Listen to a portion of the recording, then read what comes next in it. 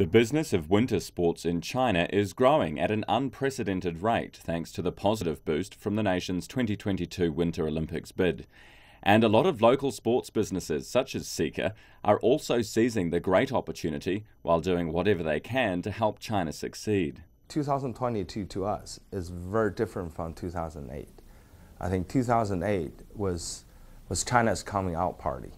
It was showing that China has arrived as an economy, and also in terms of the people's enthusiasm in sports, and it's a great showcase for China. But I think for 2022, since in the last 7 years after 2008, and there has been rapid growth in the lifestyle trend of running, of more healthy lifestyle. So I think we thought this is a great format to show that China is ready for the 2022 Games, not just from the pure winter sports competition perspective, but more from the overall Olympic movement, spiritual type, is there are more people joining a healthy lifestyle. In the past decade, China has built more than 300 skiing facilities, and the total annual income for the industry has reached 10 billion renminbi.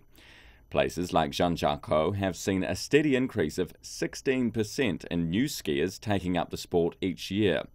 The booming winter sports business has undoubtedly become one of China's biggest advantages in the bidding battle. So I think there has been a lot of infrastructure work and promotional work has been done in the last few years. Now if you drive during the weekends during the winter, if you drive to Chongli, the highway is packed with people with ski on top of their car, with a lot of people going, I and my family will go to a lot of ski trips now. We'll go to Korea, we'll go to Japan, we'll go to Chongli, we'll go to Chiangbai-shan. It's all starting to see there's a lot of kids, a lot of younger generations starting to fall in love with winter sports. I think that's a really great fundamental work. Everybody knows China, to bid for a game, you will get the government support. You will get 96% approval rate by the general public, right? But what does that mean? What's the purpose, what's the legacy of a winter game? By granting a Winter Olympic Games to China, what can IOC and an Olympic movement achieve? It got to be beyond medals. It got to be beyond just a great show. Therefore, we can go there and tell people, tell IOC and all the IOC members that by granting China the rights to host the Olympic Games, you will change 300 million people. The winter sports will have 300 million more, at least, participants. And that's what the whole Olympic movement is about, is to get more people to join the sports. The modern Olympics has become a huge business for countries as it's closely tied to the economy and society of host countries. The bidding process for the 2022 Games has been full of drama. After 7 cities initially put forth bids, only 2 remain.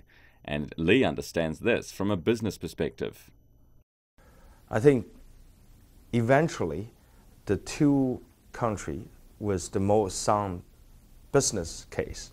I'm a businessman, so I got to look at this from a business model perspective. The 2 business case make the most sense at the end of the day. But with after 2022, this might change again because IOC now starts to allow joint hosting for Winter Games. So the Scandinavian countries can form a joint bid. And then if you spread the burden, the investment, and the return over maybe 3 or 4 countries, you will have a very different business case. So yeah, in that aspect, I think this 2022 is our best chance.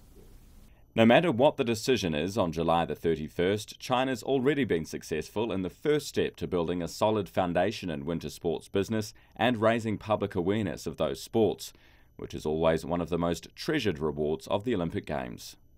Ryan Bridge, CCTV News.